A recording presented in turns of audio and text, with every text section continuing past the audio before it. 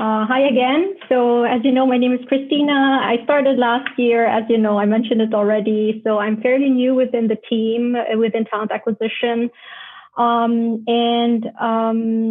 What I would like to do today, I know it's very late, so I really appreciate that you're still here listening to our presentation. What I would like to do today is share with you some insights into recruiting from the perspective of a talent acquisition person. I think that's good. I will try to go through the presentation quickly so that we will still have some time for exchanges and also questions that you might have. So basically right now or today, I will go through the different components of an application, and I'm sure you already are familiar with. So a lot of things will be repetition for you. Let me just proceed to the next screen. So a lot of these will be repetitions, how to make your CV, what is a cover letter, what is the difference between the cover letter and the CV, what to expect from an interview, how the Takeda process, recruitment process actually looks like, and then we will wrap things up with all the, the learnings from the next couple of minutes that I will share with you. So there will be plenty of information that you will already know, but take those information that are new for you, perhaps for your next application. So let's start then, starting with the CV. So the CV is really the focal point of any application. And as a recruiter, this is the first document that I would actually assess. A few months ago, I did a Google checkup. How much time does a recruiter spend assessing a CV? And Google told me 6 seconds. I can tell you it's not like that. So it is quick, yes, but it's definitely more than 6 seconds. But I guess my point here is we are quick when assessing CVs. So you want to make sure that whatever is in your CV, it will be concise and relevant, for the position that you're applying for. So let's just go through quickly the different components. Of course, personal profile, your name is very important. Whether you believe it or not, we do receive CVs without names. So that's why I'm also putting it in there. Contact details as well. Address will be relevant during the employment agreement or, when we are drafting your contract and so on. But for sure, email and telephone number should be included in the CV. The main part of the CV is, of course, the work experience. Name your employer, your title, the date, the tasks and responsibilities, perhaps reasons for leaving. For example, if you left a company because there was a restructuring of some sort or for whatever reason. Sometimes candidates do include the reason for leaving, so that's fine. It's up to you if you would like to do that. But definitely in chronological order is helpful for us recruiters, starting with the most recent work experience.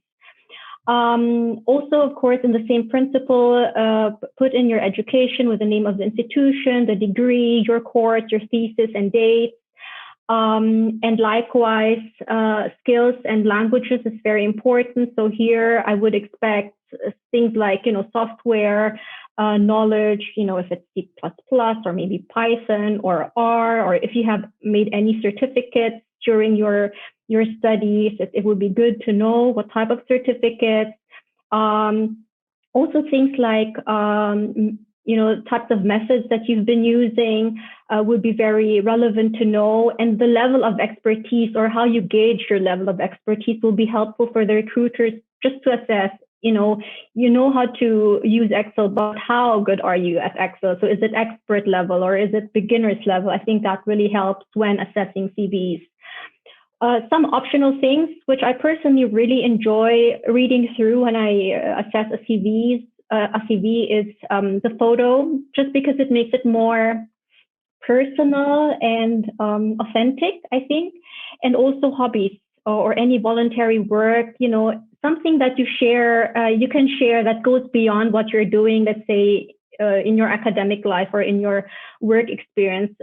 Because, for example, these hobbies can also be icebreakers for interviews, or maybe you have a common hobby with a hiring manager or with a HR person. So it's always, a basis to further expand conversations when you get in contact with other people. So this is just a summary. You can see in the middle of the slide that I've prepared the 3 C's, I call them. Make your CV concise, meaning for me, maximum 3 pages is enough. So go through your CV, and the trick here to make your CV concise is always to adapt it according to the position that you're applying for. I've seen many generic CVs that are very good. They are very generic. They cover everything that a person has done, but it loses the grip and it loses the relevance compared to a CV that is really adapted to the specific position. Yeah. So just to give you an example. So if you're, for example, applying for a role within the lab, let's say a lab associate position, of course, you would like to highlight your work experience. What type of equipment have you been working with, or what type of methods or analytical methods have you been using when doing your lab work is one thing, but if you apply for a position as project manager, even though your projects are within a lab setup, the tasks that you would be highlighting are just different tasks, So for a project manager position, you would probably most likely highlight, your interfaces, what type of projects were those global projects or local ones, what really was your role within the project management. So with that being said, I think the point here. To make your CV concise, always adapt it. It's good to have a generic CV, but I think you will land or you will increase landing an interview if you can adapt it into the specific role that you're applying for. Okay. And then the next 2 C's are, of course, make it correct and credible. With correct, I just meant check, your spelling, grammar, and things like that. And credible, check, for example, your dates. Does it make sense? Is it really in the chronological order that you wanted it? Just to, because this is, a one-time shot when you apply. So you want to make sure that everything is in place. Okay. I'm sure, or maybe not, but if you have questions about CVs, just write them down, and I will just go through the presentation, and then we will answer questions later on. Okay, moving on to the cover letter. So what is the difference to the cover letter? The cover letter is basically really the pitch. Okay, so I think a nice cover letter would probably make up, I don't know, 2/3 of a DIN A4 page, not longer. But of course, it's always adaptable. It depends on your situation. But when I say it's your pitch, you just want to answer 4 questions. And the 4 main questions that you want to answer is, why are you the best fit for the specific position that you're applying for? What have been your accomplishments? What are your main strengths? You want to make sure that you do not duplicate any information that you've already mentioned in your CV. And the 4th question would be, I would like to work for a specific company for this or that reason. So if you will be able to answer those 4 questions, it's already a very good cover letter, in my opinion. Yeah, because it should just complement your CV and not repeat the information. I always get the question, okay, is a cover letter even relevant nowadays? I would say it depends. Some hiring managers do require it, others do not. But I think if you want to be sure, just include it. Yeah. Okay, moving on to the interview process. So in general, I mean, interviews can always vary from one recruiter to another. Even recruiters inside one company interview, in different ways because it's something very personal. But I think one thing that you can always do is your preparation prior to the interview. So before you go to the interview, you want to make sure that you familiarize yourself with the company, their culture. Petra already mentioned it before. I think it's a very important point, to understand not the details, but the context. So if you're applying for Takeda in Vienna, it's important to understand that it is a plasma-based product that they are, producing in Vienna, as opposed to perhaps another Takeda location. So those are the, let's say, overview or a feeling of in which context the company is working.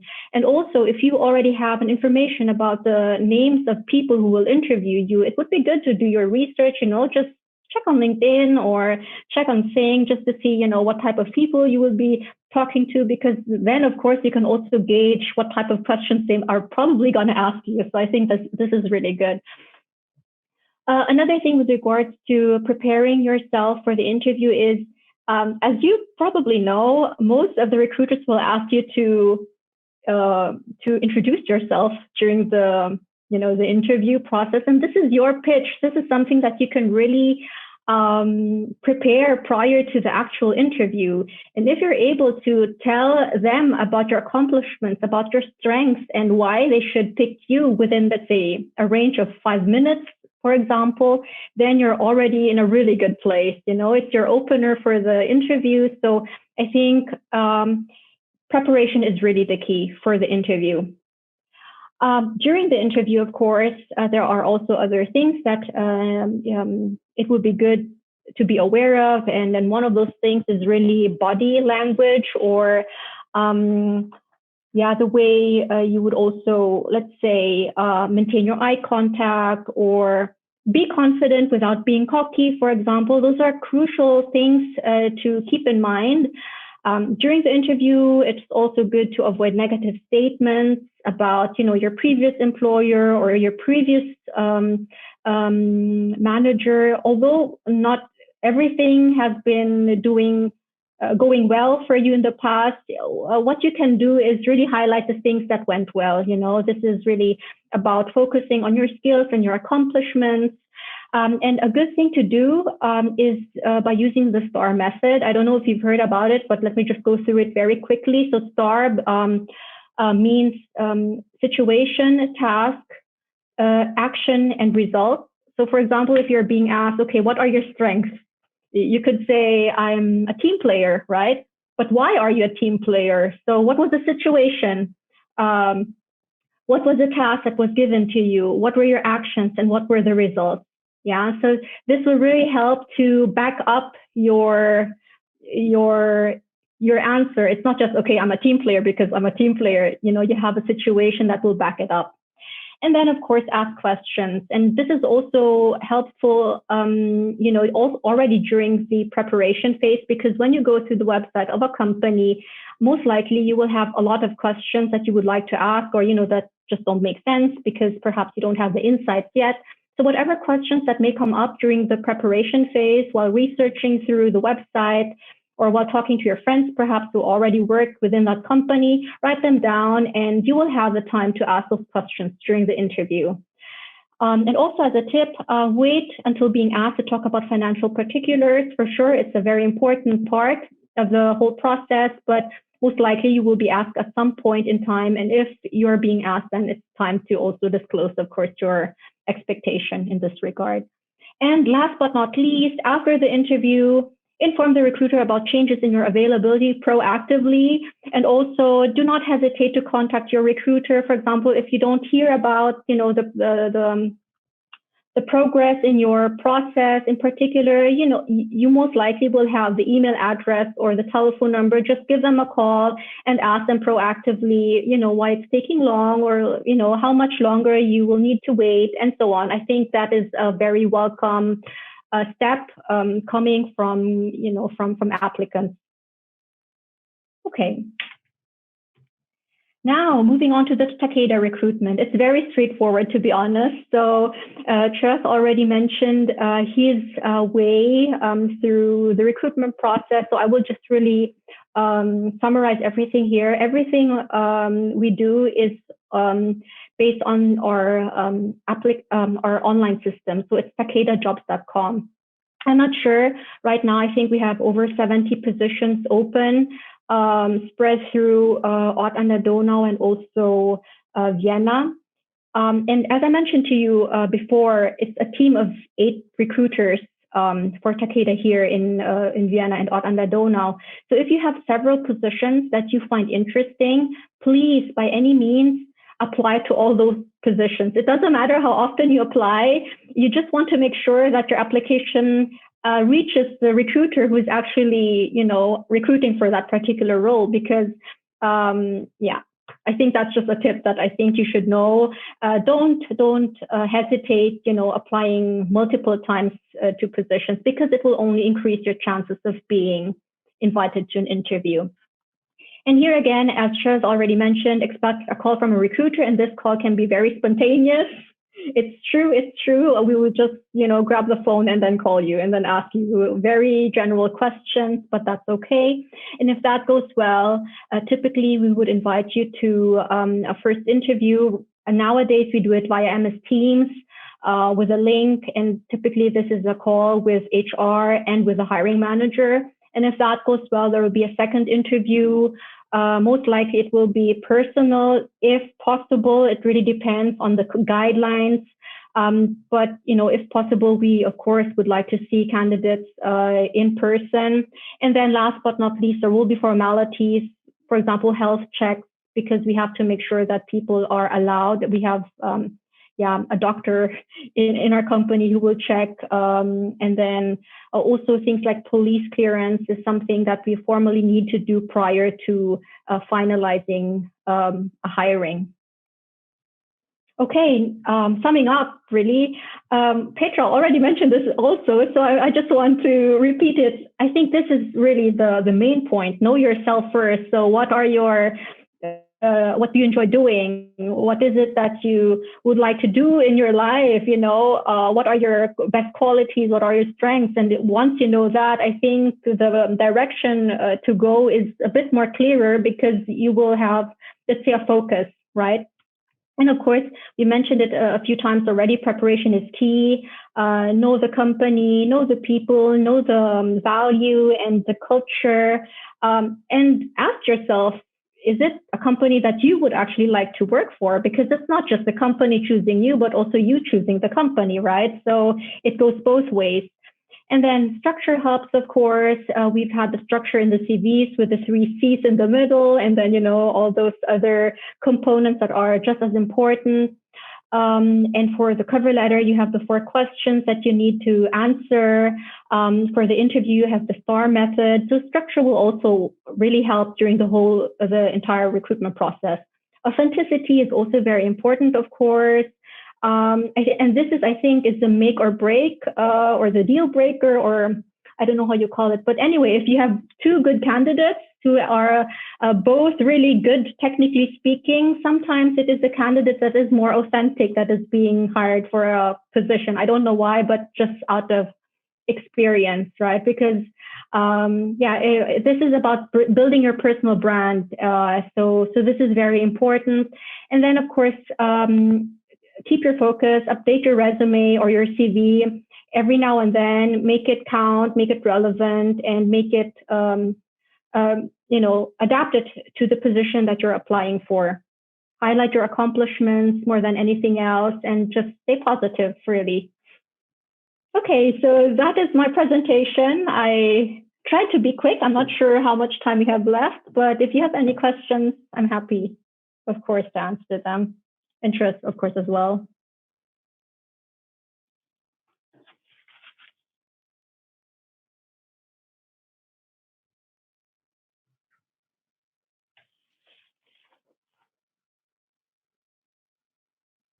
Well, I'm very sorry I was offline, but I think I came back right in time.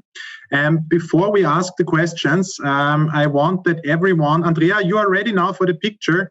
Please turn on your cameras for a very, very short picture. And if someone feels not confident, you're very small, actually. We did it for the webpage. We need to attract people to future events, and we want to have a glimpse of the community. And of course, Cristina Espino, thank you very much for this very interesting talk. And I like the structure a lot, and the key points to succeed, to at least get a job at Takeda. We hope so. And thank you also, John Nagy, for the interesting talk and the insight in the trainee program, especially. I think it was very nice to see that you can also have a glimpse, or you have to have a glimpse of an idea which what Takeda is and to get for all the stations. Yeah, I think that's it. We have a lot of faces here, and Andrea makes the picture. And yeah, we have a few questions, actually. I want to start with the first one now. Regarding the CV, you said that the general CV can be good, but there's also some freedom. How big is the freedom? Is it unprofessional when you design your CV by your own, make drawings or whatever? Where's the border? Yeah, so where's the border between nice candidate and wow, freaky, so to say? Yeah. I think that's a really good question, and I would say it is dependent on the role that you're applying. I think, for example, if it's a position that is going more into the creative realm, I don't know, a creative role, basically, then of course I would expect as a recruiter to find, let's say, a more authentic, creative type of format. And there are a lot of formats. Graphic CVs, I think they're being called something like that. But even Word has templates that are, supporting this. So that's fine. It's fine. But for me as a recruiter, I am expecting certain information at specific places in a document. So for me, it is important to go through a CV, to be able to go through a CV, quickly assess the points and find the points that I really need to find. And I think for this, the classic type of CV is good enough. It's more on the content rather than the formatting, in my opinion. But of course, everyone is free to use their own font, the color of the font, or you can always make tweaks. But perhaps depending on the role that you're applying, keep it more conservative or less conservative. So that's, I think, I understand. I hope this addressed the question, but I think it was described very nicely. There was another question via social media reaching us regarding the R&D positions. They're now not anymore in Austria. I got this, but when you want to apply for an R&D position at Takeda, is a PhD mandatory? PhD is never mandatory, in my opinion. We do have positions even where, in the job description, it would say PhD is needed, but in fact, it's always the ideal scenario, right? So if you find, and this is a really good tip that Petra also mentioned a while ago, if you see a position, don't try to click on the position first. Do not just base it on the title, but actually go through the job description. And if you identify yourself with it, go for it and apply for it. It doesn't matter if it says PhD, not PhD, or whatever. If you can see yourself doing that position or in that role, then by all means, please apply. Thank you very much. Yeah, super.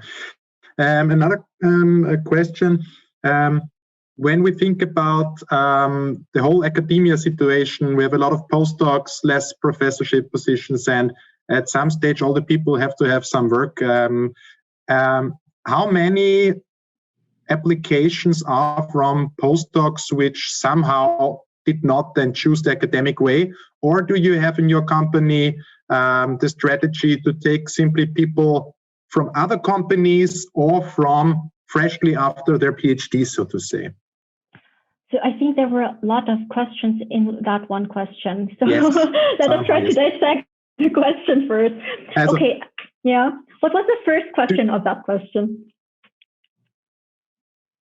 The first question was if you have a lot of postdocs in your company which were former academic postdocs, so to say, or if you have just postdocs in your company which are really from other companies. Yeah, okay. And how you see this, It's difficult to answer, to be honest, because I have not checked. I have not made my,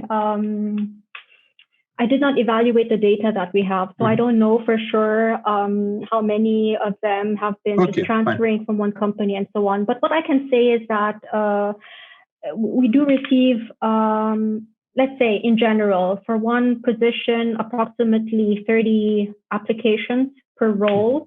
And of course, the number decreases with the seniority level. So the more senior it becomes, the less it becomes. And of course, also when the seniority level decreases, or, you know, less educational background is needed, then of course, application numbers could reach up to 200 applications per role. Really depends, but I don't know the number really of how many are PhDs coming from the university and how many just transferred. Okay, fine. Okay, that's fine.